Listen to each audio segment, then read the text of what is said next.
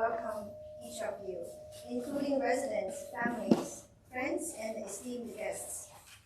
Before we delve into our program, I want to take a moment to express my gratitude to the dedicated planning committee of Suzanne there, Cheryl, Nancy, Sue, Mark, and my daughter Irene. So you have made this gathering possible, and for that, we are profoundly grateful. Joseph Campbell famously said, "A hero is someone who has given his or her life to something bigger than oneself." Today, we are honored to have a true hero with us. Dr. Ernie Bodai was born in Budapest, Hungary. He graduated from UCLA and earned his medical degree from UC Davis. Frustrated by lack of research funding, he successfully lobbied Congress for the breast cancer research stamp, raising over $130 million. While serving as chief of surgery at Kaiser Permanente, Sacramento for 15 years, Dr. Bodai led the Breast Health Center and earned national recognition as Center of Excellence. After retiring from surgery, he founded the Breast Cancer Survivorship Institute, addressing post-treatment issues, and advocate for healthier lifestyles. Between 2015 to 2019, Dr. Bodai was nominated for the Congressional Gold Medal, received Lifetime Achievement Awards from the American Society of Breast Surgeons and National Consortium of Breast Centers. He has also authored over 250 medical articles, published 5 books focusing on cancer, and holds several medical device patents. Our next guest, Therese Nakata, has diverse expertise in management, patient care, and information systems with over 30 years in healthcare. Notably, she helped to establish the first comprehensive breast cancer and the first breast cancer survivorship institute at Kaiser Permanente in Northern California, where she currently serves as program manager. She also does strategic planning for the Global Journey, which aims to expand the breast cancer research stamp internationally. Beyond her professional endeavor, she is deeply engaged in volunteer work, such as the Susan G. Komen Foundation. Certified in oncological nutrition and lifestyle medicine, Therese has contributed extensively to medical journals. The significance of Dr. Bodai's presence here cannot be overstated. In the next few minutes, I will highlight the top 3 reasons why his presence resonates so deeply with me. In January 2023, my life took a sudden pause. I received a shocking diagnosis of breast cancer. What followed was an exhausting journey of surgeries, chemotherapy, and radiation. Throughout this battle, my daughter, my husband, and an exceptional team of doctors at Kaiser became my lifelines. Their unconditional support and expertise guided me through the toughest 10 months of my life. And when my doctor mentioned the possibility of meeting Dr. Bodai upon completion of my treatment, it filled me with hope and determination. In November, near the end of treatment, from weight gain, hair loss, and ongoing side effects to endless fear of more suffering and cancer recurrence, I found myself feeling lost, both physically and mentally. Despite leading a proactive and healthy lifestyle prior to my diagnosis, I was unsure about the future. But one appointment with Dr. Bodai changed everything. His guidance, insights, and practical advice gave me the courage to start fresh. Following his recommendation, I witnessed significant improvements in both my body and my mind. Finally, during my darkest moments, Our community rallied around me, offering expansive love and support. My neighbors became like family, reminding me that I wasn't fighting alone. I owe an immense debt of gratitude to my family, my friends, neighbors, and doctors at Kaiser. However, surviving cancer is not guaranteed for anyone. It raises vital questions. How can we prevent cancer? How can we protect our loved ones from suffering the same fate? Today, standing before you, I'm moved to translate my experience into positive action. By sharing my story and advocating for Dr. Bodai's research, I firmly believe that we can effect positive change. Let's unite in raising awareness of cancer prevention and emphasizing healthier living. Now, without further ado, let's welcome Dr. Bodai and Therese to take the stage.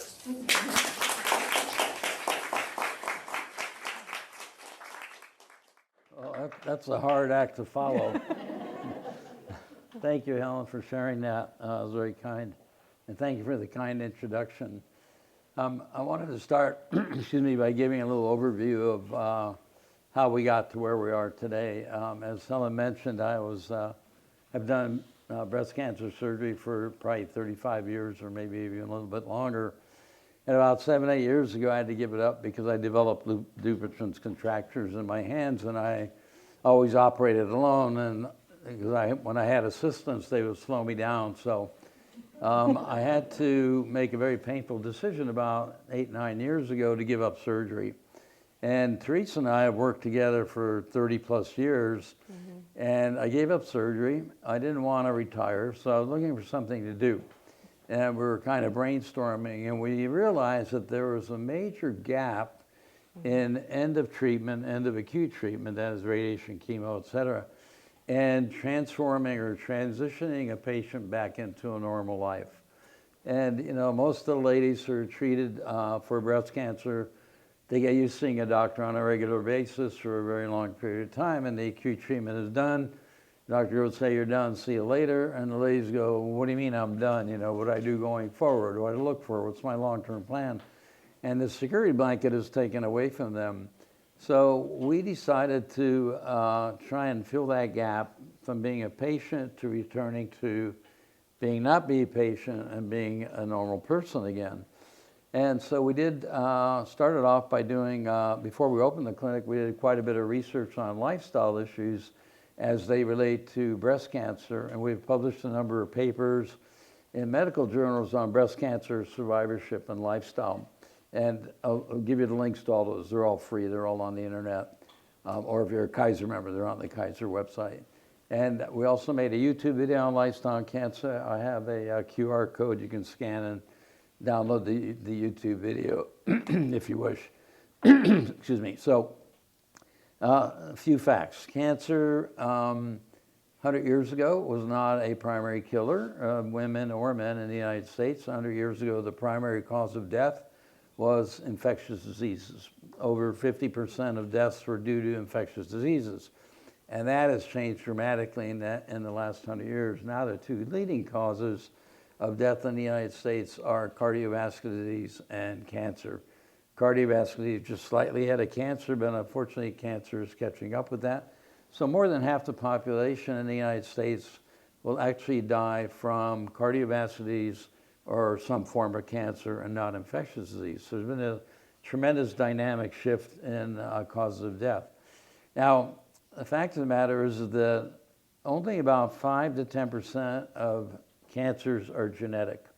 90% of cancers that we run into, all forms of cancer, with the exception of a few childhood cancers, are not genetically based. In fact, they're the results of a lifestyle that we live. And the lifestyle that we live in the United States and the West, the modernized world, is extremely unhealthy. It's very sad to note that in the United States, we spend more money per capita on health care than any nation in the world, and we're the sickest. And a lot of this is self-induced. Now, we talk a lot about prevention. And prevention, there's some common sense things that we can do, obviously avoid sunlight, decrease skin cancer, not smoke, decrease lung cancer, avoid alcohol, decrease stress, which is very easily said and very hard to do, practice good sleep hygiene, etc. But the fact of the matter is, as I say, most of the cancers and even cardiovascular disease is self-induced. And the fact of the matter is, when we talk about lifestyle, there are three very important things that we need to address. Number one, inflammation. In the Western world, our bodies are living in a state of chronic inflammation.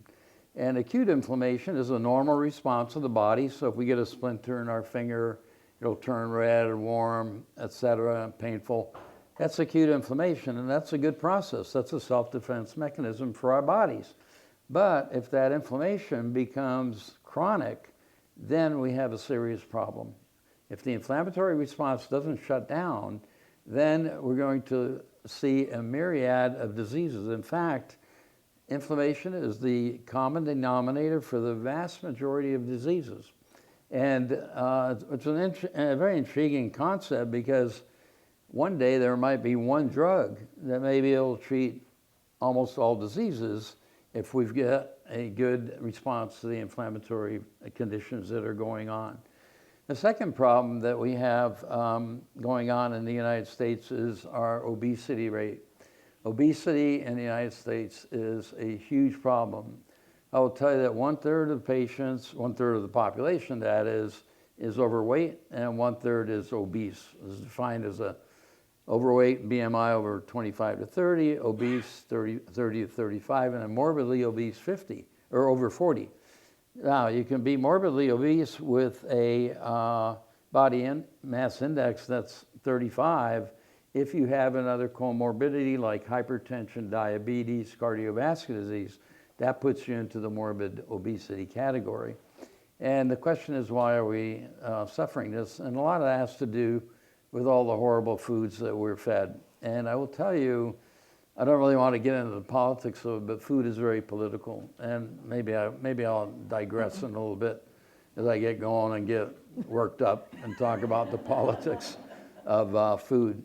Then the third issue that we're dealing with, which is very serious, is an incredible rise in the diabetes rate in the United States. You know, in the last quarter century, the American Diabetes Association has determined there's been a 400% increase in diabetes in the United States. There are 30 plus million diabetics in the United States, and there's about 80 million pre-diabetics. And diabetes and pre-diabetes are incredibly huge risk factors for cardiovascular disease and cancer. And so the fact that we're diabetic is a major, major concern, and it's on the rise. It's not going down. And why are we diabetic?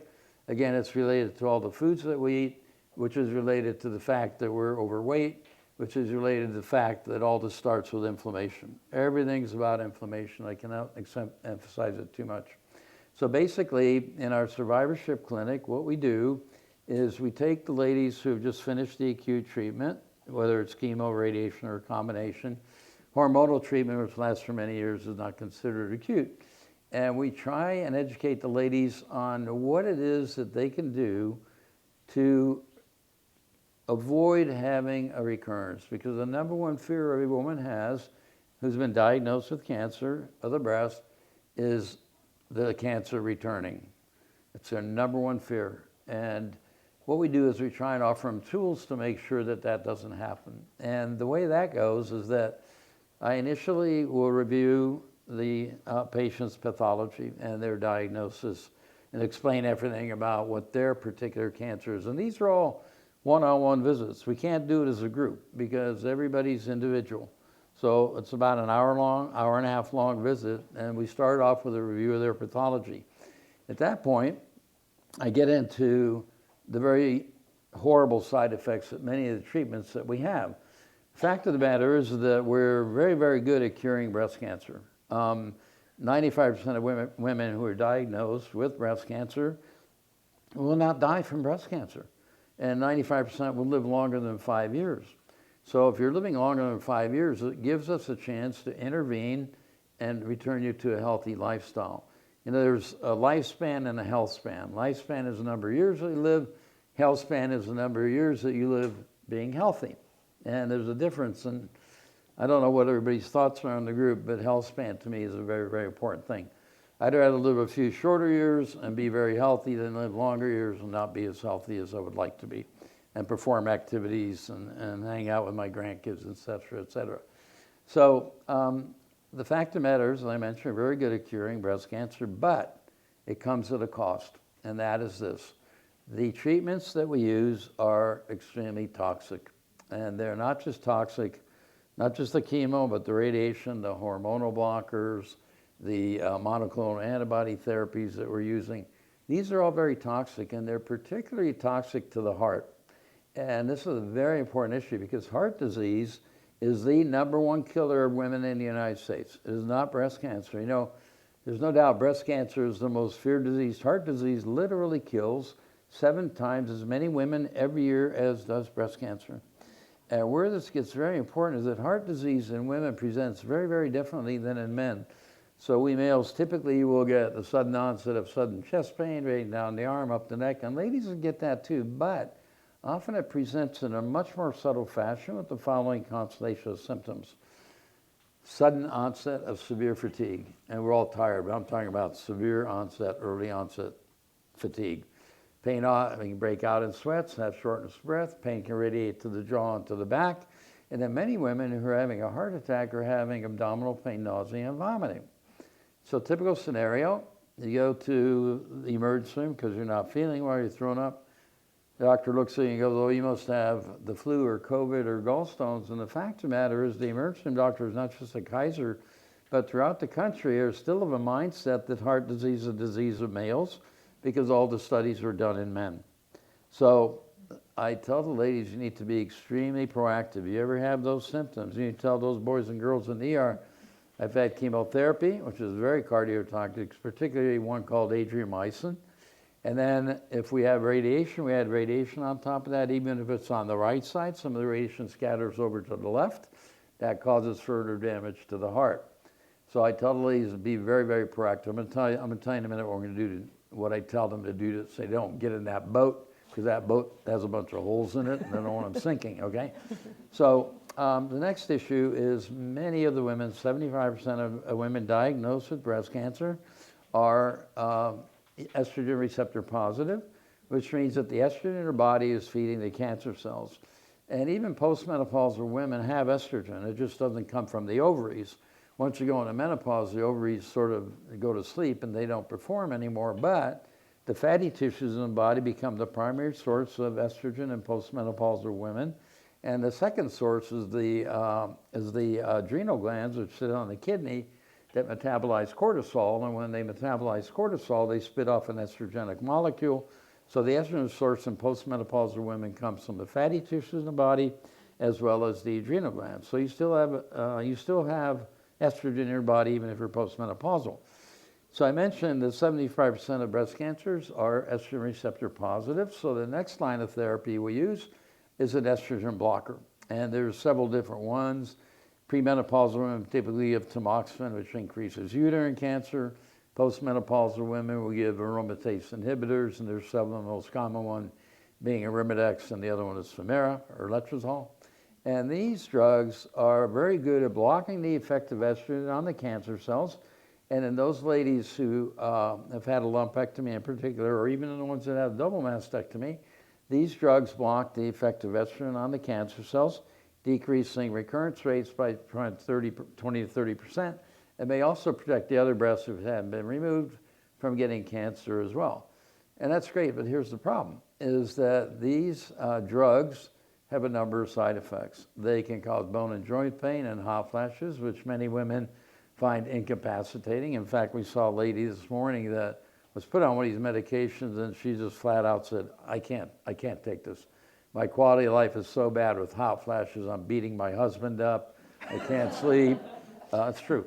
They gain weight, they have all sorts of issues with these things. I'm going to tell you what we do with those ladies in just a few minutes. So, because there are alternatives, to these medications that we give. The medication can increase their cholesterol and raise their blood pressure. These are 2 additional risk factors for heart disease that we need to monitor very carefully in women who are put on these medications. The drug can leach the calcium from their bones and cause osteoporosis, or thinning of the bone, and osteopenia, which is actually thinning of the bone. Osteoporosis, thinning or weakening of the bone, is an extremely dangerous situation. And I will tell you that osteoporosis kills more women every year than uterine, cervical, ovarian, and breast combined.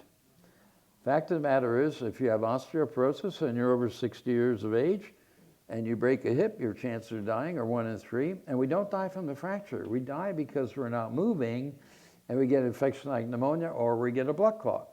Which brings up the next issue, is that whenever anybody is diagnosed with cancer, whether it's breast, stomach, prostate, colon, doesn't matter which organ, we become more hypercoagulable because the cancer cells of the body produce a number of proteins and cytokines that interfere with clotting. So simply by having a history of cancer, we're more prone to forming a blood clot. When we add these medications to it, it increases by a percentage point or 2. Blood clot typically presents with sudden onset of pain, swelling, and tenderness in the calf, and often it's warm and red. It is not a cramp. It's not a Charlie horse. It will not go away. So I tell these ladies, if you ever get a painful swollen extremity, it's warm and red, you get to the emergency room right away. Unlike the issue with the heart, the emergency physician is very in tune to the fact that the number one cause for deep venous thrombosis or a blood clot is a history of cancer. They'll diagnose it immediately. It's very easy to treat. Where we get into trouble if a patient doesn't go to the emergency room, the clot breaks off, goes to the lung, heart, brain, then we have a huge problem. So all these drugs have major side effects. Tamoxifen, by the way, does increase uterine bleeding. So in those ladies who are premenopausal who are put on tamoxifen, they're told if they start spotting, they need to get to the emergency right away. And again, unlike the heart doctors, the GYN physicians are very in tune to the fact that any woman on that drug tamoxifen, Novaldex, who starts spotting needs to go to see her GYN physician right away to do uterine biopsy to cure 100%. Get into trouble again if the patient doesn't report what's going on.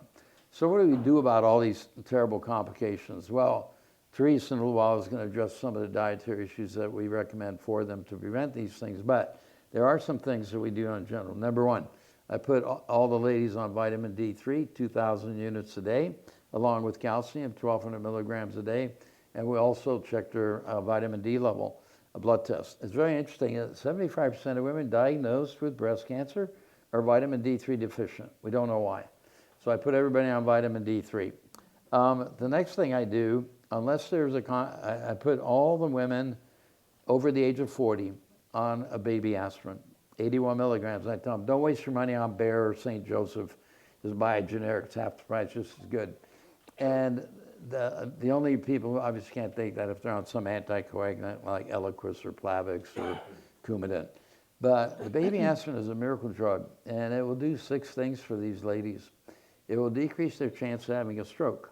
And remember that the diagnosis of cancer is a thromboembolic condition, which means you're more prone to forming a clot, which can lead to a heart attack and a stroke. So the baby aspirin will thin their blood out just enough so they don't have it'll decrease their risk of getting a heart attack or a stroke.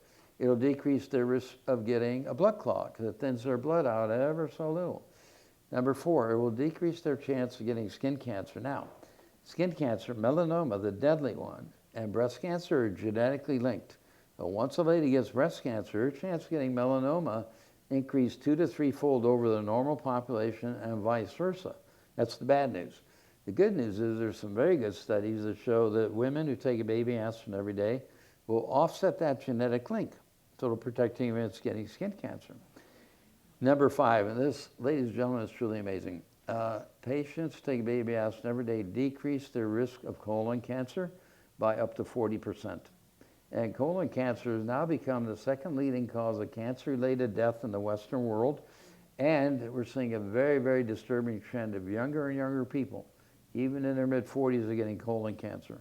In fact, the United States Preventive Task Force recently lowered the screening age for colon cancer from 50 to 45. Now, the real question is, why are we so inflamed? And the number one answer to that, it's all the highly processed foods that we eat. And when the manufacturers process these foods, what they do, 2 things. Number 1, they strip the nutritional value of the food. And number 2, they add hundreds and hundreds of chemicals, many of which are actually banned overseas, not even allowed to be used outside the United States. And they add these chemicals to decrease cost of production, increase shelf life, make the food tastier, more colorful, more palatable, which is just fine, except here's the problem. None of these chemicals were ever meant to be consumed by the human body. And when we ingest these products, our gastrointestinal system, which is responsible for a significant portion of our immunity, sees these chemicals, identifies them as a foreign body, and goes, you guys aren't supposed to be here. And what does it do? It reacts to the formation of dozens and dozens of inflammatory proteins, which are responsible for the two killer diseases in the West, heart disease and cancer. We have a graph that we showed ladies that shows the association of processed food consumption and cardiovascular disease. But I will tell you this, if I were to go to the Far East like Thailand and set up shop as a cancer surgeon or a vascular surgeon, I'd go out of business. The diseases do not exist there because they don't eat the foods we eat. Yet, there's a number of migratory studies that show that when these folks move here within 10, 20 years, as they adopt our lifestyle, they start getting heart disease and cancer at the same rate that we do. You know, we're a nation of convenience fueled by technology. And what does this mean? It's easier to drive through McDonald's, grab a greasy burger, salty fries, sugary drink than it is to make a healthy meal. The technology part is we have become a very sedentary society. We're very inactive. We don't have to turn our food anymore. We're not hunter-gatherers. And in fact, the sedentary lifestyle of the 2020s is the equivalent of smoking of the 1960s, where we knew that smoking caused lung cancer. Now being sedentary responsible for the epidemics of obesity, type 2 diabetes, cardiovascular disease, cancer. I hope all of you exercise, and Therese will talk about the importance of exercise in a few minutes, but I do want to answer your question. What do you think was the absolute worst invention of the last century? And there was a lot of them. Any guesses? The couch. No, whoever said that, you're coach, but you know, or you're close. But you know what? It was the remote control, because you don't have to get up. And now you've got Alexa, puts on your lights, dim your lights, puts on Mozart, whatever you want. So activity is extremely important, and Therese will talk about that in just a few minutes. Final thing the aspirin may do for these ladies, I have to say, Megha, there's some controversy about this, but there's some evidence that women who take a B aspirin in the setting of early onset breast cancer may further decrease recurrence rates by another 20–30%. So I tell the ladies, I say, listen, if you ignore everything I tell you today, you ignore everything that's crazy nutritionist is going to come in here when I'm done. Don't ignore this. Take a baby aspirin. It's super important. The next thing I put them on is flaxseed. I put them on flaxseed oil. You do not want to take fish oil. Fish oil is very, very bad. It's contaminated with mercury, polychlorinated biphenyls, dioxin, all this stuff. The flaxseed is plant-based, and it's a very powerful source of omega-3, essential fatty acid needed by every cell in the human body to function normally. It's an extremely powerful antioxidant, anti-inflammatory agent.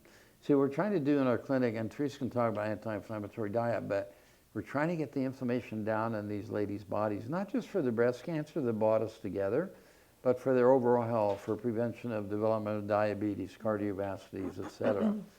But there's this big orange pill that's 1,000 milligrams of the omega-3, but I tell them, don't take the pill. What I really tell them to do is take the ground up flaxseed meal. And it comes in a bag, Red Mill and Bob's Red Mill, I'm sure many of you have it.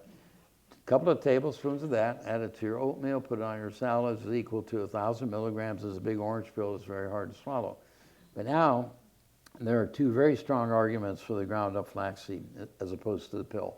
Number one, excellent source of fiber, which is another thing the American diet is lacking in, which is another reason our colon cancer rate is on the rise. You know, if we were to go to Africa, on the entire continent of Africa, cannot find a single case of colon cancer. Why? Because they eat 70, 80 grams of fiber a day. The average American woman eats maybe 12 to 15, should be eating twice that. So number one, it's an excellent source of fiber. But number two, and this is extremely important, as I mentioned, about 75% of the breast cancers are estrogen receptor positive, and we try and block these with these horrible drugs that have all these side effects. But there's a very interesting relationship between the human gut microbiome. The gut microbiome is about 100 trillion bacteria, yeast, and fungi that live within our colon.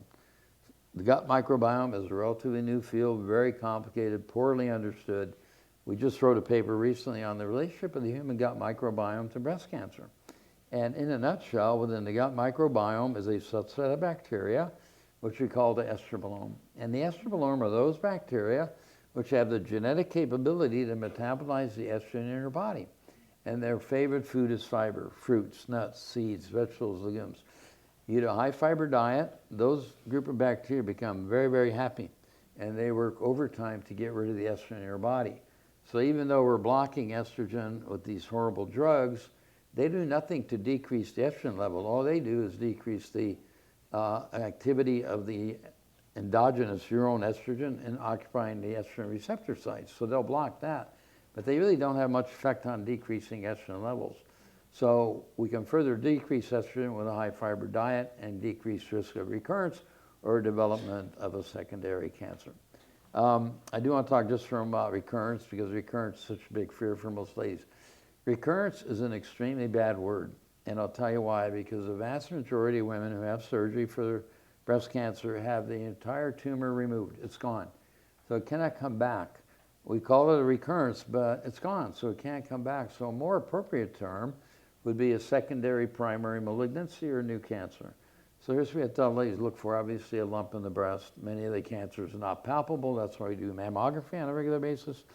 Number two, you have to look for a lump on the breast. Number two, a rash on the breast. If you ever get look like an infection of the breast, it can be the entire breast, part of the breast, or it can be blotching. It does not go away. That needs to be reported, because the breast tissue comes all the way up to the skin surface. So on a rare occasion, these cancer cells can rear their ugly heads at the skin level rather than deep in the breast tissue. Very, very unusual presentation. Bloody nipple discharge scares the daylights out of women, obviously. 95% of the time, it's not even cancer. It's a little polyp in the duct that breaks off and bleeds. On a rare occasion, it can be associated with an early cancer. Now, fortunately, many of the women that we're seeing are node negative. The cancer is not spread to their lymph nodes, so it's very unlikely that they develop distant disease, which was manifested primarily by new onset of localized bone pain that lasts longer than 2 weeks in long bones, ribs, and spine. The primary target after lymph nodes for breast cancer cells are bones. They love bones. Headache that lasts longer than 2 weeks is reported, as is the cough and the chest or abdominal pain. In terms of what the ladies can do to decrease, quote, recurrence, and I think it's an appropriate word, it's all about lifestyle, which is diet and exercise. And the bottom line is the fatty tissue in the body, particularly the midsection, which is what most of us struggle with, primary producers in storage facility in postmenopausal women for estrogen and these inflammatory proteins that cause heart disease and cancer. Now, I do want to mention a couple things about prostate cancer. First of all, there's an incredible similarity between prostate cancer and breast cancer, with the exception of sex, obviously. But every year in the United States, 300,000 women are going to be diagnosed with breast cancer. 300,000 men are going to get prostate cancer. 150,000 patients are going to get colon cancer. 40,000 women will die from breast cancer. 40,000 men will die from prostate cancer, and 50,000 patients will die of colon cancer. In terms of cure rate, stage 1 breast cancer, stage 1 prostate cancer, stage 1 colon cancer, 90-95% cure rate. So everybody will live a long, long time after these diagnoses. There are screening modalities for all of these diseases. So we have mammography, self-exam, clinical exam for breast. For males, we have a PSA, prostate-specific antigen, digital rectal exam. For colon cancer, we now have the FIT kits, which are very sensitive immunohistochemical study that detects blood that's coming from a cancer cell as opposed to a hemorrhoid or a polyp. Those are very good. And then we have colonoscopy. Treatment, same for all of the diseases. Surgery, chemotherapy, hormonal therapy, radiation therapy. So they're very, very similar. The only difference between the two is that women don't get prostate cancer, but men do get breast cancer. Every year there's about 1,900 to 2,000 males that are diagnosed with breast cancer. And the sad thing about that is that they're diagnosed at a much later stage, because we don't get mammograms on men. Men don't do breast self-exams. And they are definitely, when they're diagnosed, at a much more advanced stage than women, because they're not being screened. So they're really similar, very, very similar in many, many aspects. And I will tell you that, we talk about prevention, detection, and here's one other issue I want to express is that, October is Breast Cancer Awareness Month. September is Prostate Cancer Awareness Month. March is Colorectal Cancer Awareness Month, and we have all these events which are very wonderful, disseminate information, raise money, and they talk about all the issues, but what they don't talk about in any of these events is lifestyle medicine and its tremendous impact on overall health and preventing these diseases. Because in my opinion, detection of cancer is a failure of prevention, and that's absolutely true. So I'm going to turn this over to my colleague because she's getting bored. Well, sleep. So I'm gonna let her talk and share what she does with the patients, because she provides a tremendous service to the ladies that we see. He's setting me up, isn't he? I'm not setting you up. Talk about following somebody. It's too hard to follow that. So I'm Therese. I work with Dr. Bodai, and we've been working together for many years. And setting up the breast cancer survivorship program involved about a couple years of research. And everything we looked at was how do we help our patients move past their cancer diagnosis and become themselves again. The biggest, so every time we did the research, we would end up back at food and lifestyle. No matter what happened, we ended up back, and we ended up meeting a lot of colleagues along the way, saying they're all doing the same thing. So we decided, okay, well, apparently we need to write and look at research and how to incorporate food and how to talk about weight and how to talk about lifestyle. It's a challenging conversation because it's such a personal thing. What you eat is, I pick what I want. I've earned my money. I want to be able to buy what I like. And so we have to talk with the patients and say, okay, let's talk about how you live. How you live, who lives in your home, how do you, what kind of stresses are you living with? And so I think that was, adding that to our program has really enriched the experience for the patients. So when he talks about cancer and heart disease and all the things that you're exposed to now that you've been a survivor, now that you're a survivor, we have to go back to inflammation. That's kind of how you got here. 90%, like you said, 90% of our patients don't have genetic risk. And so lifestyle has a lot to do with why we're here. And so we talk about where, when you look at immunity and what affects your immunity the most, the two things that are most intimate to you are going to be how you manage stress and what you eat, because those are the two things that are affecting you the most. And so with stress, we look at most of our patients have a lot of stressors. I have not met anyone who has not had some stressful event in their life, often within the last 3 to 5 years, and it happens to be a chronic stressor.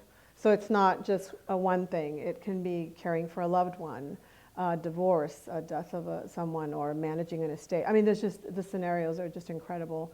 These women are incredible survivors. And so we talk about that. We sit there and say, okay, how are you dealing, what are you dealing with at home before your cancer? How are you dealing with this? And making sure that there is a support system in place for them at home. If it's not within their home, then extended family, community, where you work, your medical team.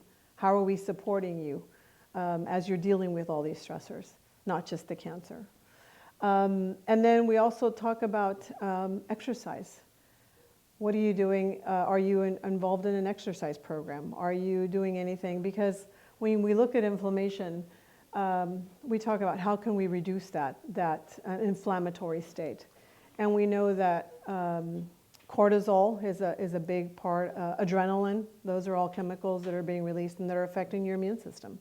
So we want to make sure that you're doing something proactively to reduce that inflammation. So we talk about exercise. The goal would be to be able to exercise at least 30 minutes most days of the week. And we're not exercising to lose weight. That's often the advertised, connection, but it's really for emotional health. That's why you exercise. And we need to kind of change the way we think about that relationship. So we recommend at least 30 minutes. Ideally, in the longevity studies that we've looked at, it's a supportive environment and about an hour of exercise most days of the week. So ideally, that's what we would recommend. Not every patient can get out and start walking right away. So because our patients are in a recovery state, we tell them to start to move as soon as they don't have pain. So pain is their guide. So we recommend moving at your pace when you're ready and looking at making time for that. That's another issue, you know, that hasn't really been a priority. I grew up with a wonderful mother who had 6 kids, and that was the last thing she was going to do at the end of the day. And so, you know, making sure that that's something that we do, that we make time for. Then we look at food. We look at the impact of food. Again, you know, the way we've been, the food environment has changed so much, especially, I mean, I've seen it personally. I remember making pastries at home, and now they're packaged individually in a box that you can pack in a lunchbox. There's a reward system in the way that we look at food. Oh, I'm going to get myself a cup of coffee on the way home. I'm going to go, you know, those are nice and convenient, but we think of those, they have a different value. Also, my dad, his goal in his whole life, his goal was to have a steak on the table. And he worked really hard to earn that steak. And so we didn't think about it as nutrition, we just thought about it as food, and this is a reward and it's value. There was a lot of value in that because it was something he earned. And so the way we look at food has nothing really to do with nutrition. And we don't, in the medical community, we've separated that food concept. That's more medication, and then the food is mostly for diets, for celebrities, for other goals, to lose weight, to gain weight, to, you know, to manage. So it's a different, I think our food environment, we haven't thought of it as an inflammatory. We haven't thought of it as those choices affecting us and making us sick. And so when we go back, let's go back to stress. So if we're stressed out and we have all these problems and we don't exercise, those are also a trigger about what we eat. Because if we're emotionally charged, then we're going to be picking and looking at foods that satisfy that stress need. So that's going to be the sugar, salts, and fats. And so that's what he's talking about when we look at diabetes, when we look at obesity. A lot of it has to do with stress. A lot of it has to do with not addressing that and not managing that well. So when we look at the immune system, we're looking at what does your immune system need, or what does your gut need, your microbiome need to be healthy, to be well. And we've always talked about protein. That's always been a big issue in the American diet. But now we know that the best food for the immune system is actually fiber. That's exactly what your body wants. It's exactly what your body needs, and it is able to protect you by making sure that you make those choices. So where are you going to get all this wonderful fiber that's going to give you energy, repair your body, again, block more estrogen or the circulating estrogen, and boost the immune system? So we need to go back to fiber foods. So fiber foods are leafy greens. Everybody likes those. They can be fresh, frozen, or even in a can, as long as they don't have added sugars or salts. They don't absolutely have to be organic, but we do like them to be if you can. Certainly washing your food is important. Leafy greens, fruits and vegetables, they're very, very high in nutrient, vitamins, and they're very much in charge of repairing injury, repairing the body. So we want to have, obviously, those as part of the diet. We also need energy. So we look at, there's other foods that have fiber that are energy foods. And those are your plant-based proteins, which are grains like rice, quinoa, couscous, bulgur wheat, oats. There's a variety of rice as well that you can include. And we want those on a regular basis for energy. And as women, I think we've always been afraid of carbs. We think of those as something that's going to make us chubby. And, you know, they do if they're processed. So pasta is very healthy, but it's also very caloric. So it's very high in calorie. So that doesn't mean it's more inflammation, but it is going to make you chubby. So you can choose to eat those, but know that there are going to be some consequences about that, but not inflammation. We also love beans. Beans are a wonderful source of protein, a very healthy fiber food, and it is ideal for the gut. That's one of the favorite foods of the gut bacteria.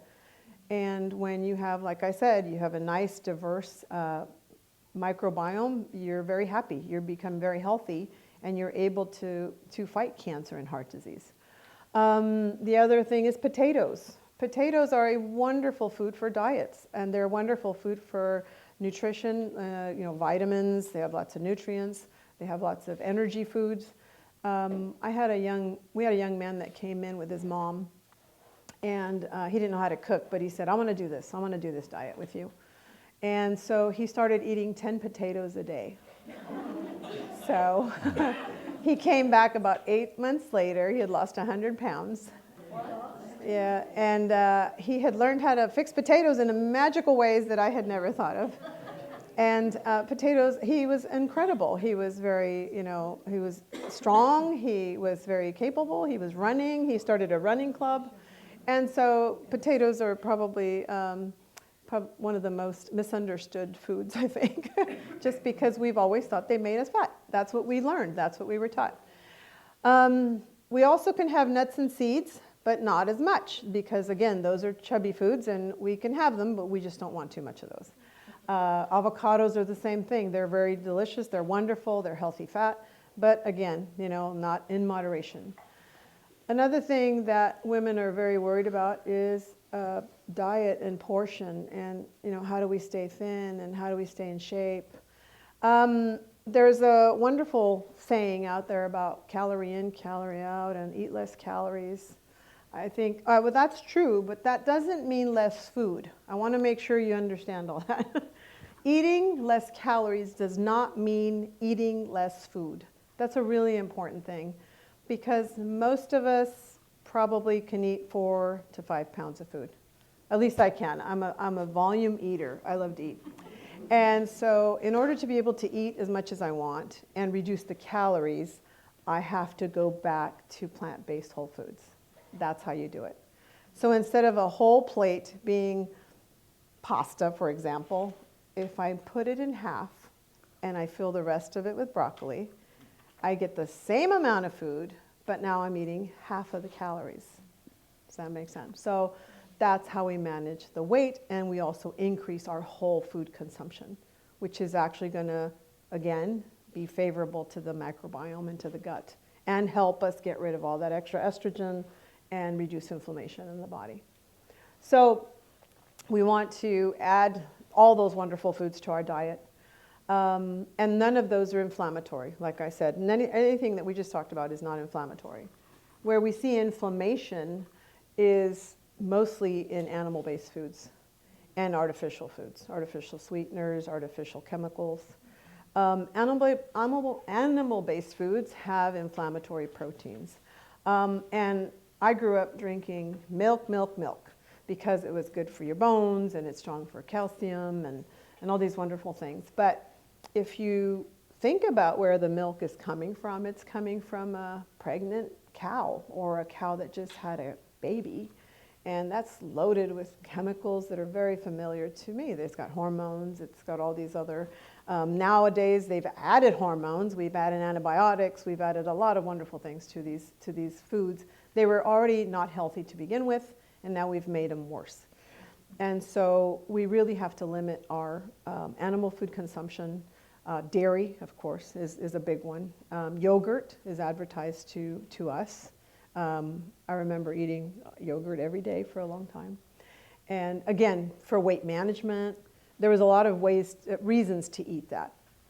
But we know that that has inflammatory proteins.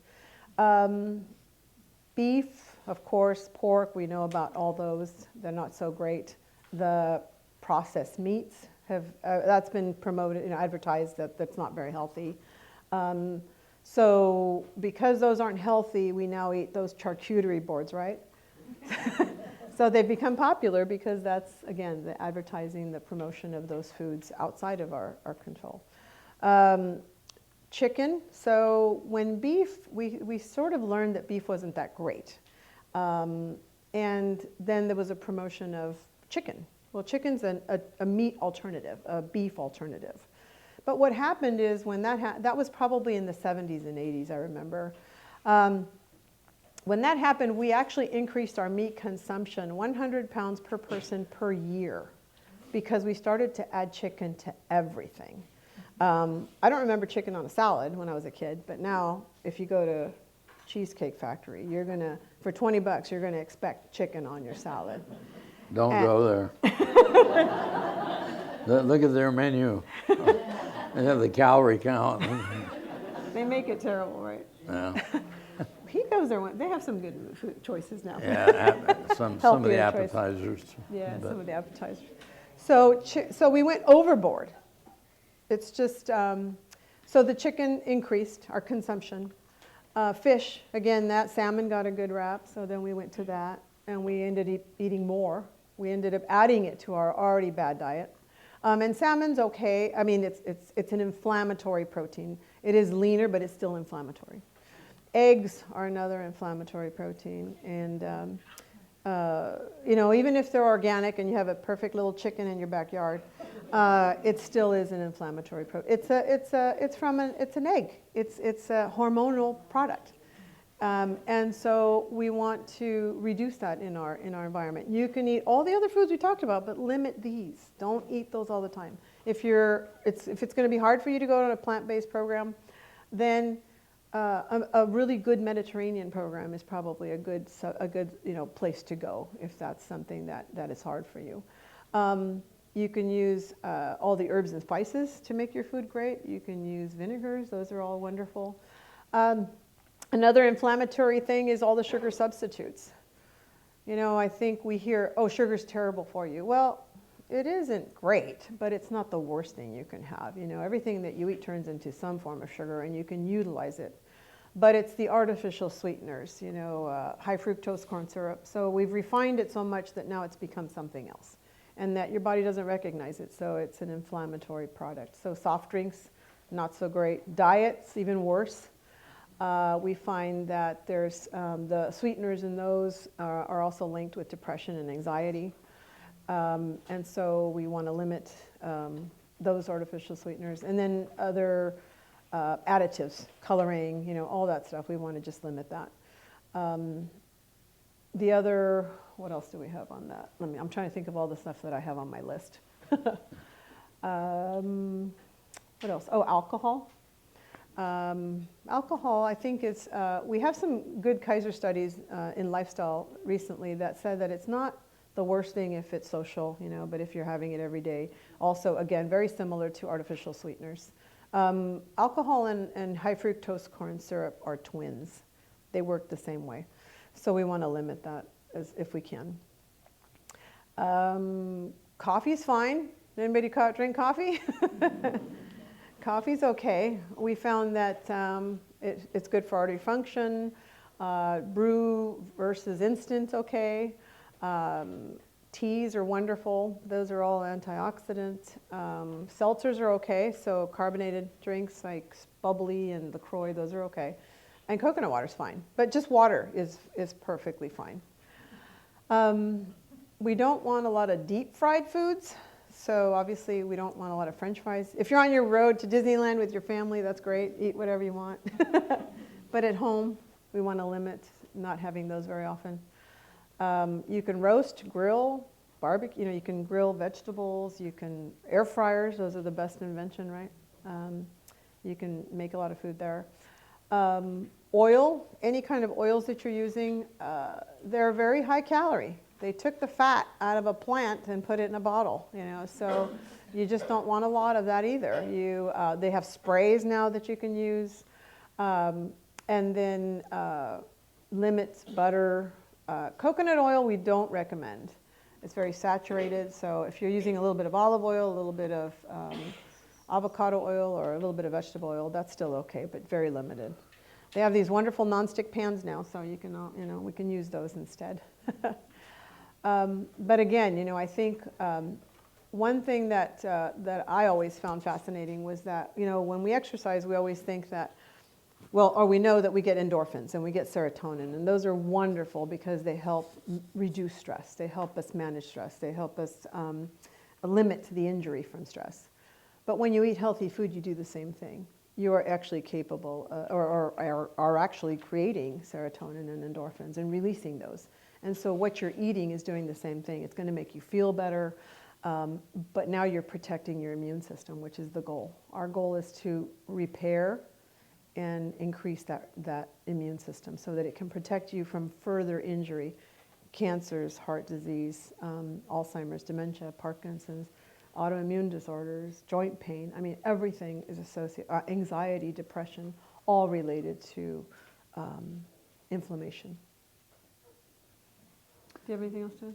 Yes, I'm forcing myself to get into the politics of food just for a few minutes. I wasn't going to go there. You know, food is very, very political, and I'm going to give you a few gross examples of how bad it is. The information that we get from the USDA is extremely watered down. Here's a really good example: cow milk. So the big thing is that for all of our lives, we've been told you drink milk, it's got calcium, vitamin D, it's going to strengthen your bones. What they don't tell you is that milk is acidic. And if you drink a lot of milk, you're putting a lot of acid in your body. And what does your body do?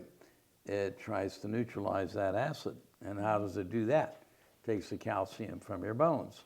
And recent studies have shown that high consumers of dairy milk are having a higher incidence of osteoporotic risk factor. So that advertisement is totally gone.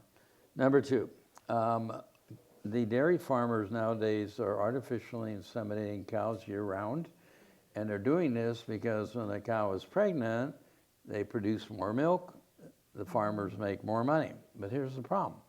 When a cow is pregnant, their estrogen levels are sky high. So the milk that you're getting from a cow is very, very high in estrogen. And if you eat cheese, cheese is 8 times concentrated milk.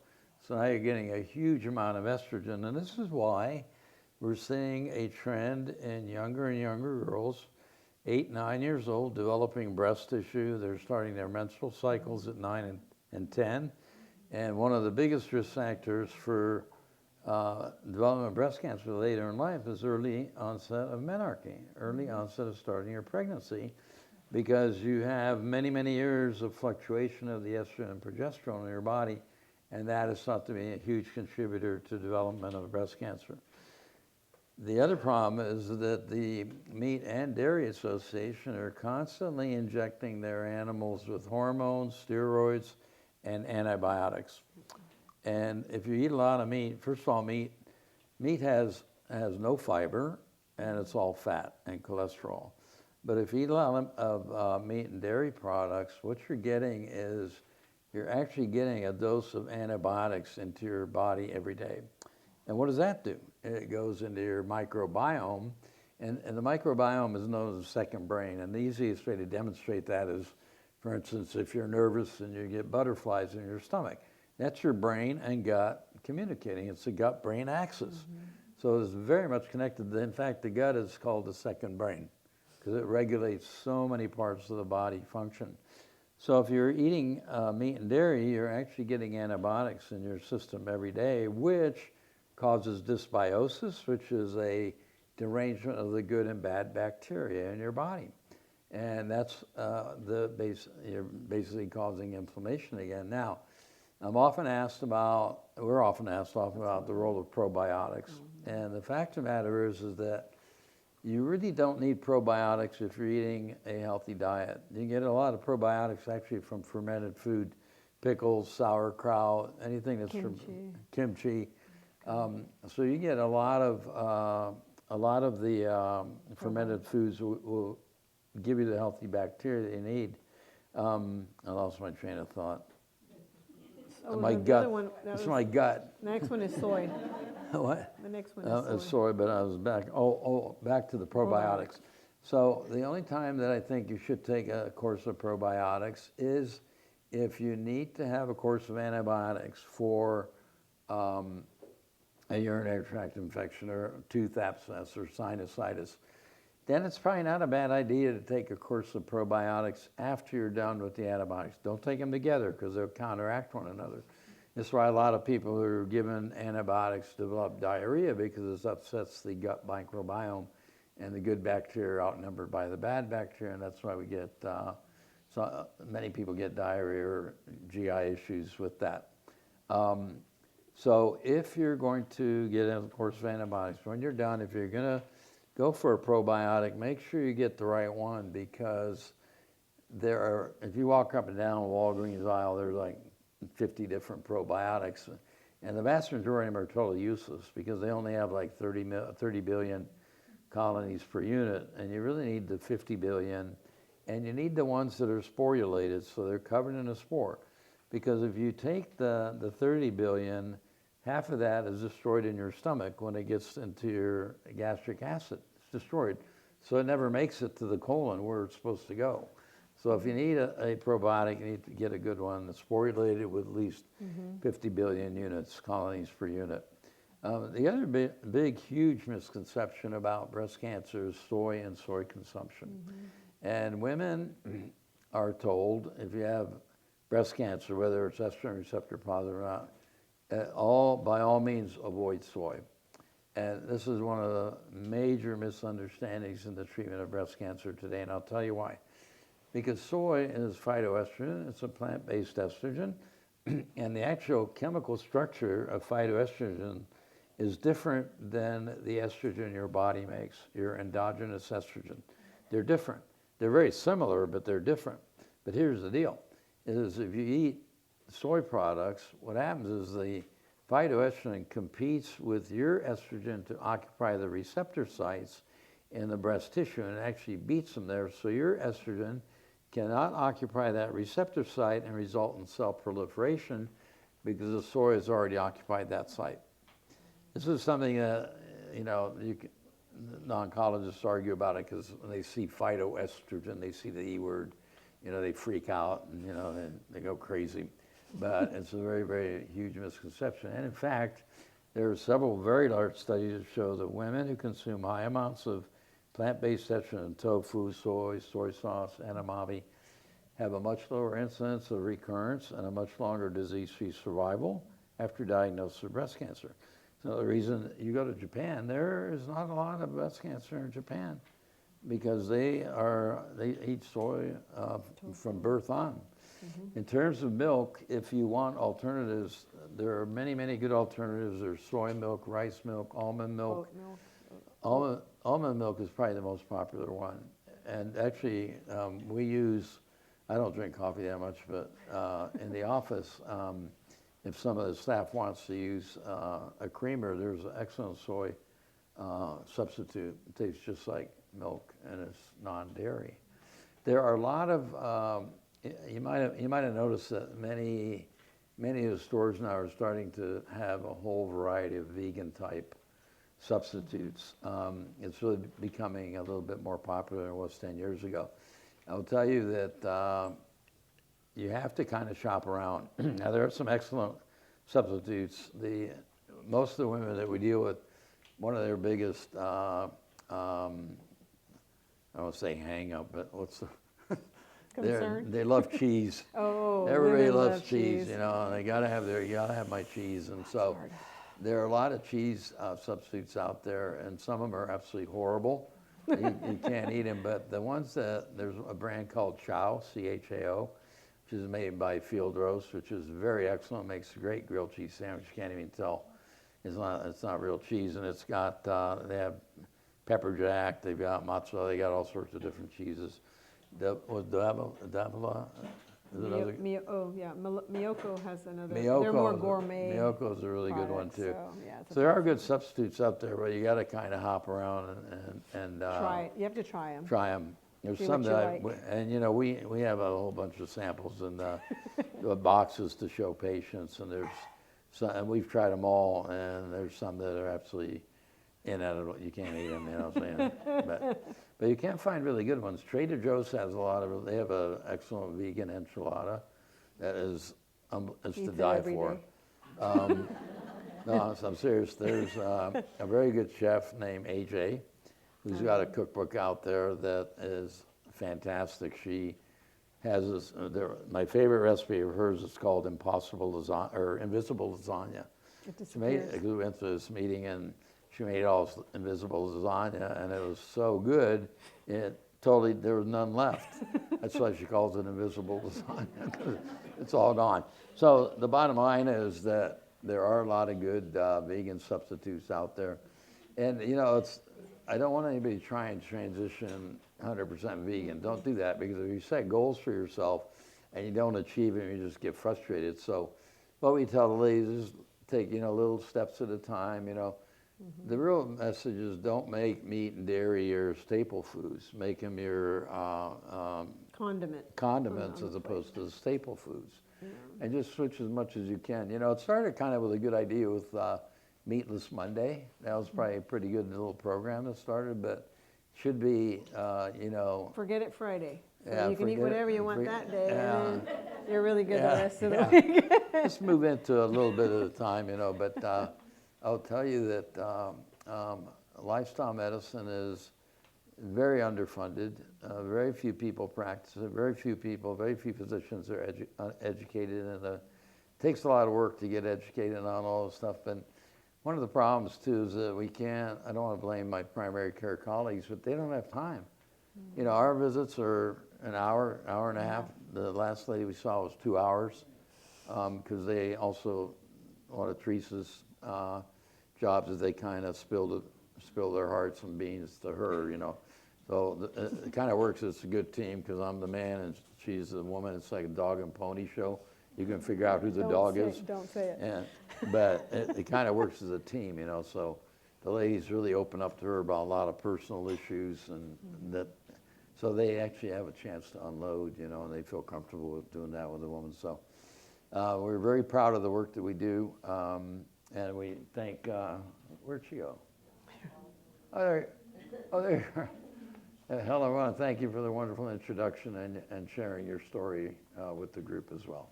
Did we leave anything out, Helen? No. Thank you so much. Thank you.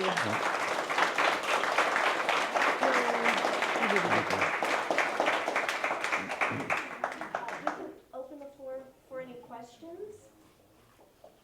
Any questions? Raise your hand. Question related to the aspirin. Oh, what about it?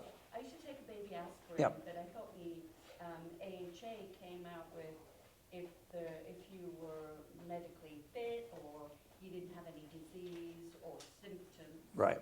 So. to stop taking it. So I stopped taking it about 3 or 4 years ago. Yes, and let me explain that because that's a really important point. And here's the problem with the studies, is the studies that I think you're referring to are the ones that said you don't need baby aspirin if you haven't had a cardiac history or cardiac event. And that's true, but here's the problem with the study. They did not look at women or men who had a history of cancer.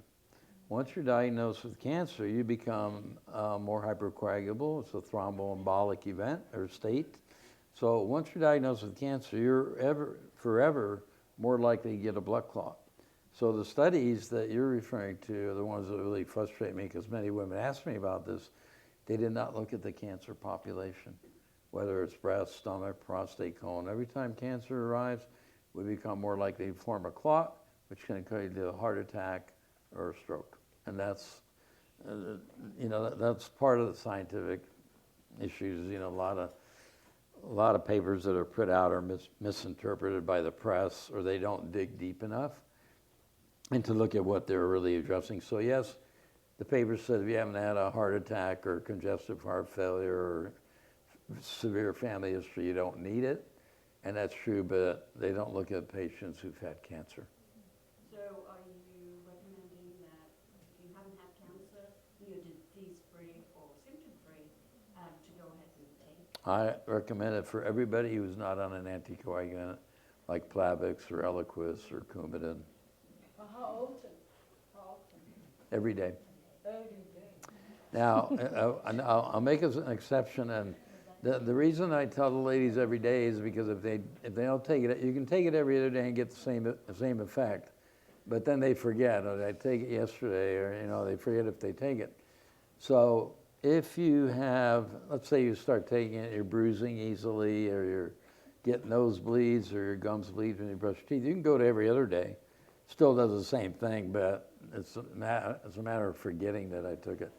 The other thing that I do like in terms of supplements, I like turmeric. Turmeric is a very, very good anti-inflammatory agent. And if you do take turmeric, you should really look for the one that has black pepper extract in it. Therese touched a little bit on spices. Spices, herbs and spices, incredibly powerful anti-inflammatory agents, and they're calorie-free. And we got to watch some of them have a lot of salt, right?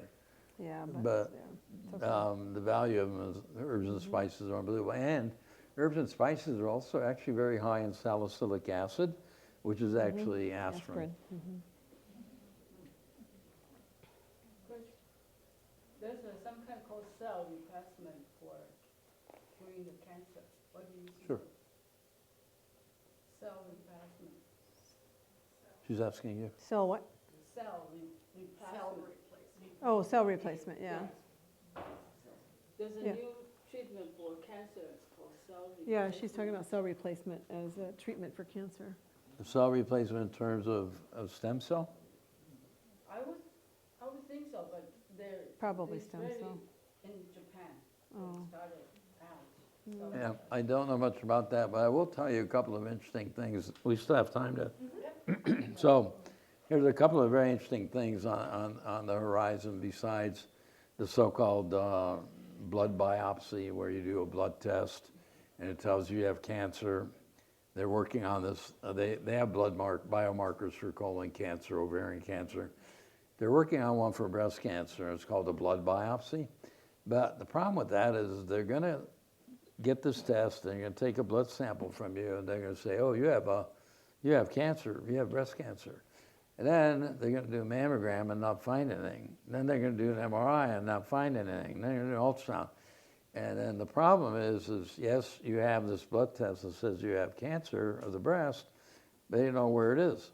So what are we going to do? We're stuck. So you're going to have a bilateral mastectomy based on the fact that a blood test says you have a positive test. That's one thing. That's on the table and it's coming.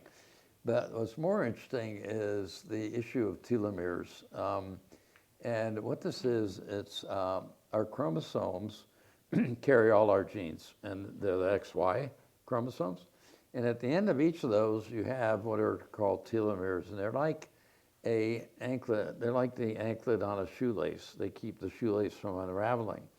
Well, there's some very interesting studies now that have come out that show that people live an unhealthy lifestyle, which is basically not a whole food plant-based diet, the SAD diet, standard American diet, known as the SAD diet. These diets actually, every time a cell divides, the chromosomes divide, and the anklets, these telomeres, are 800 base pairs of amino acids. Every time a cell divides, those base pairs, you lose a couple hundred of them. They shorten, and as your telomeres shorten, they start to unravel, and this is the beginning of damage to the DNA and perhaps the beginning of a cancer process. Now, it's been shown that with a whole food plant-based diet, exercise, meditation, relaxation, you can actually increase the enzyme telomerase, which is the enzyme that replaces the base pairs that are falling off these chromosomes. And there's been studies that show this. In addition to that, we're now getting into what's called epigenetics. And this is a relatively new field, but what we're doing is we're able to find what are called pro-inflammatory proteins in the blood.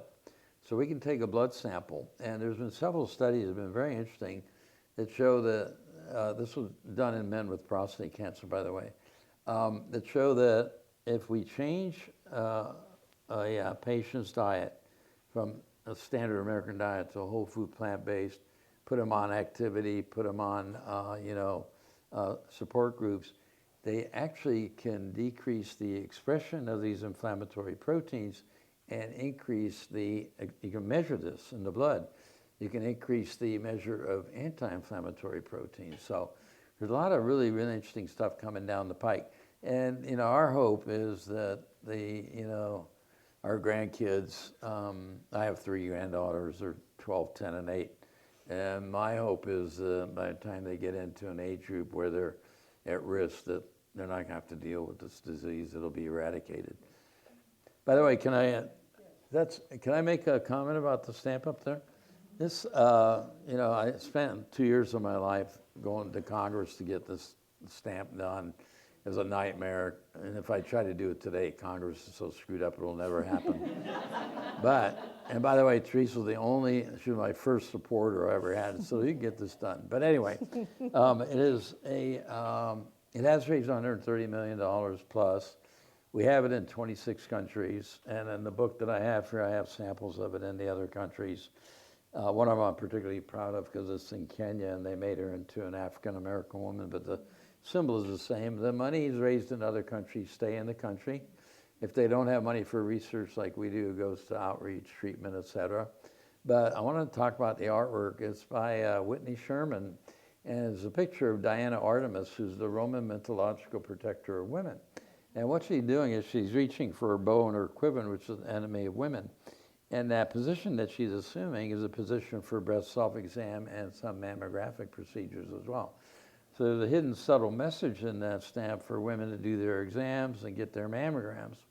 And then the rainbow of colors represents the fact that it's a disease that affects women of all colors.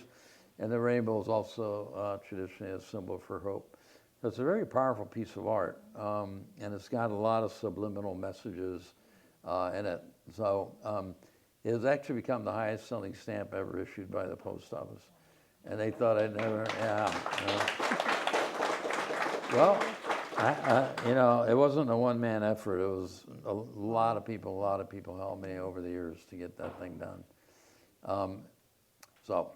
And we also have a couple other fundraising stamps. We had a firefighter one for 9/11. We had one for domestic violence, and then I think it was a fourth one, I can't remember. We tried to get a prostate cancer stamp, but that didn't work. Any other questions? I have a question. Yes. Could you clarify your recommendation on the colon test, the FIT test versus colonoscopy or camera pill? About the screen. The different tests for colon. Oh yeah, so there's a fit kit, which is like Cologuard. You might have seen it advertised. And what this is, it's an immunohistochemical study that analyzes. You send in a stool sample, and then they do this IHC on it, and it will tell you whether the blood that they find in it is coming from a premalignant or malignant condition, or whether it's coming from something that's benign like a hemorrhoid. Then if you test positive for FIT, then the next step is a colonoscopy. And only about 10% of patients who test positive for FIT actually wind up having a positive colonoscopy. They might have a polyp that's benign, but the vast majority actually don't have cancer. But the 10% that do, with early detection, the cure rate's 95%. So those are the two things. We used to do flexible sigmoidoscopy, which was a tube about 35 centimeters in length, totally useless. So now we're doing full colonoscopies where we go around all the way the entire colon, transverse and descending colon. There's much more. FIT first, then possible. Yes, unless you have a family history of a first-degree relative who was diagnosed before the age of 50 with colon cancer, then you should be getting screened by colonoscopy starting at age 45 every 5 years, not the FIT kit.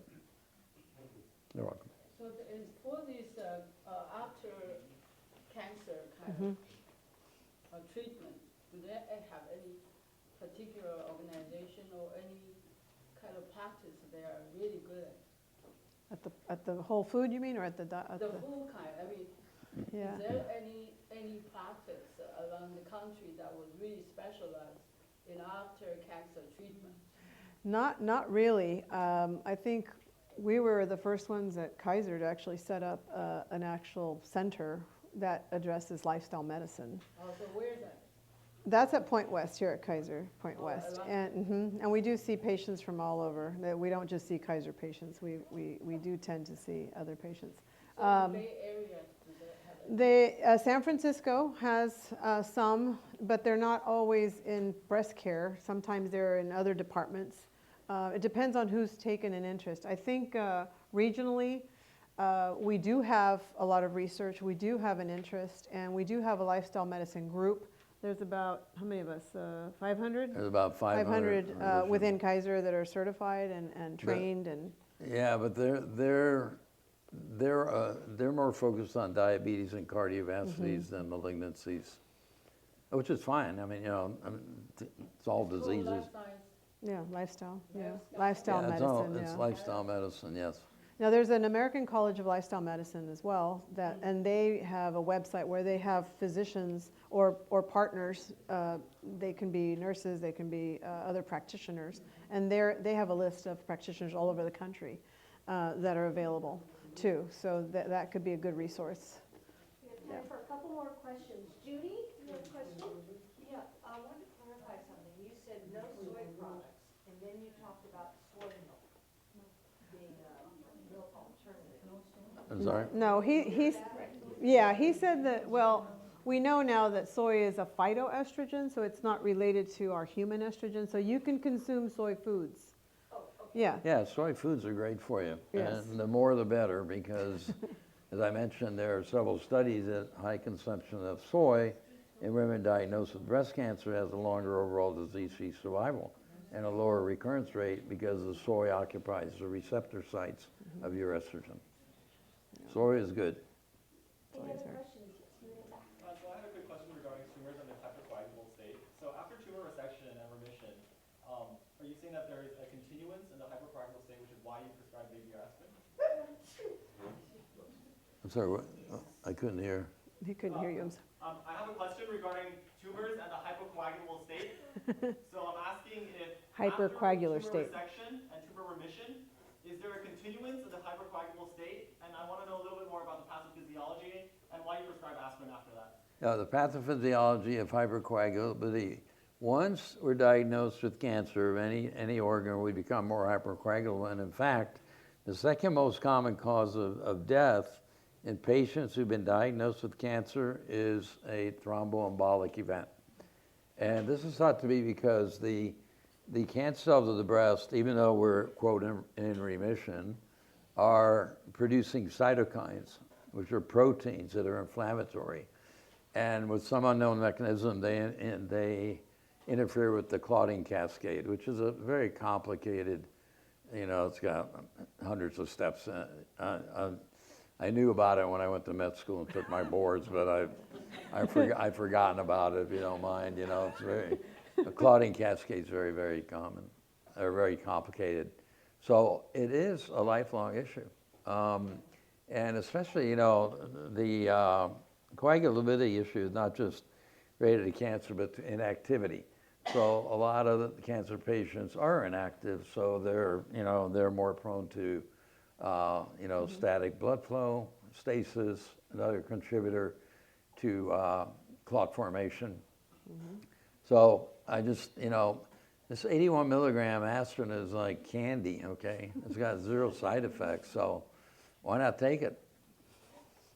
Is there a question up here? Yes. Yeah, I'm reading and studying and trying to learn more about the microbiome. And you mentioned a few things about beans and things of that such in nature, and a little bit about probiotics. And I really know how it's like our second brain. And I really know like when I'm bloated and stuff like that, and back and forth and not good, not good. Is there some type of test to ever like understand where a microbiome is? I know it's new and everything, or how do we get it right?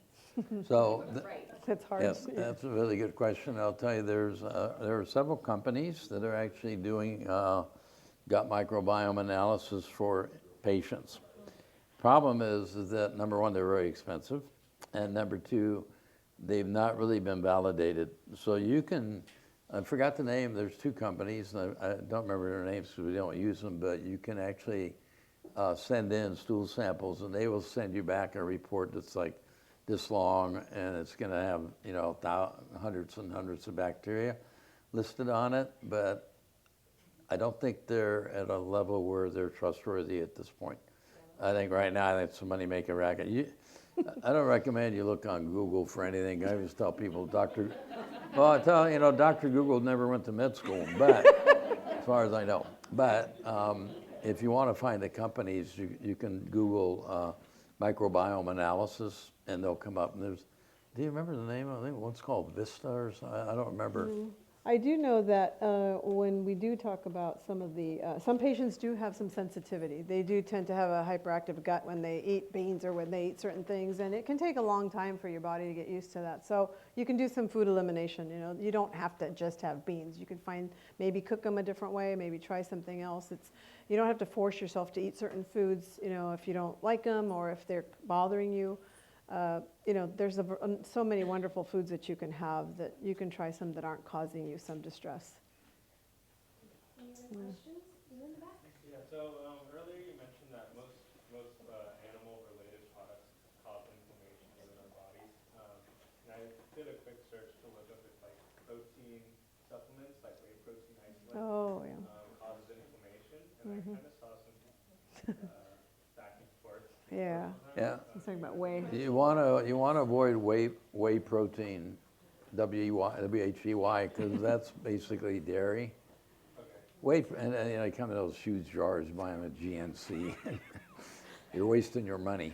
I'm telling you, you can get all the protein you need from beans and lentils and Potatoes. and vegetables. Quinoa is a Quinoa wonderful. is the perfect food. Quinoa is the only grain that has all 21 amino acids that your body needs to build all the protein you need. Quinoa is the perfect food, if there's such thing. It really is, because that's every amino acid, all 21 amino acids build all the protein you need. And there are some excellent quinoa recipes out there. Now, Quinoa, southwestern salad. Oh, yeah. One of Are our you favorites. using whey for a particular reason, or were you just curious? Yeah, I struggle to get a lot of volume Oh. of food, so I use it as a You're kind of in a hurry.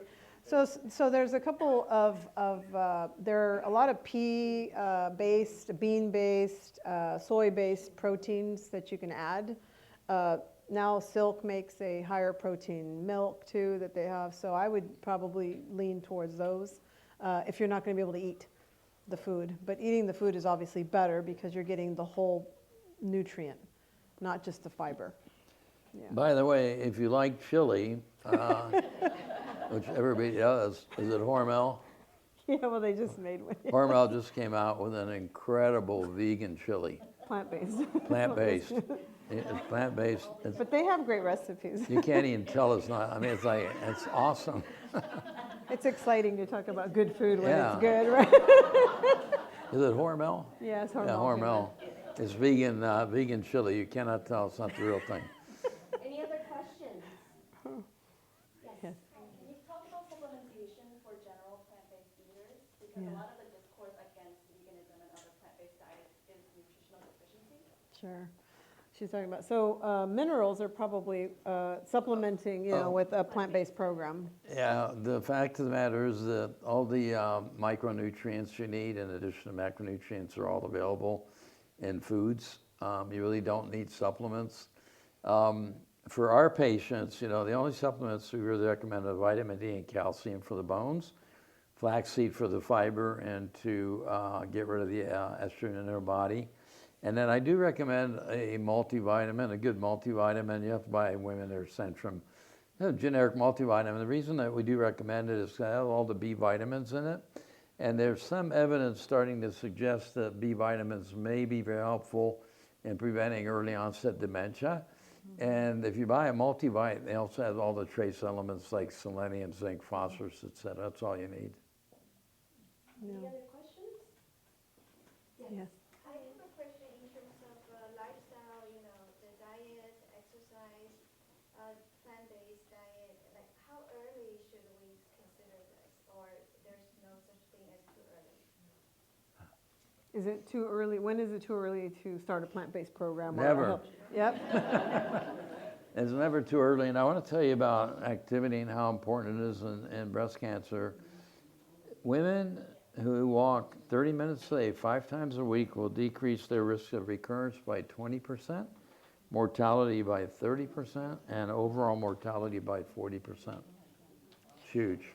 We've seen also some studies that Kaiser has partnered with in the Bay Area, Oakland, and it was a partnership with Whole Foods and some of the schools, and we saw school-age children benefit significantly, emotionally as well as physically, from a plant-based program as well as physical activity in school.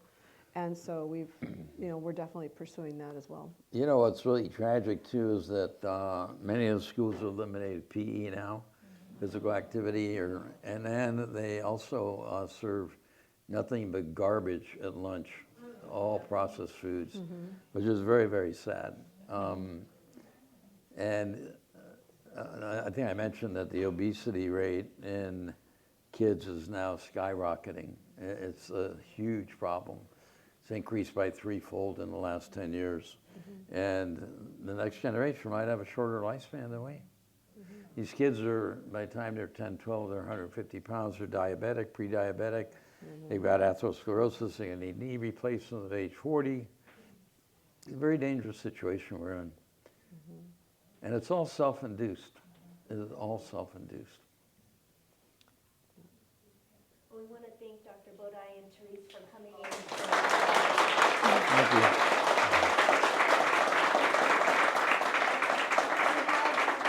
Nice gift bag from Swallow's Nest. We want to thank you as a Wow. community. Thank you, that's Oh very my kind. gosh, thank you so $10 much. You didn't have to do ribeye it. in there. Oh, wow. My Yeah. favorite. And a bunch of cheese.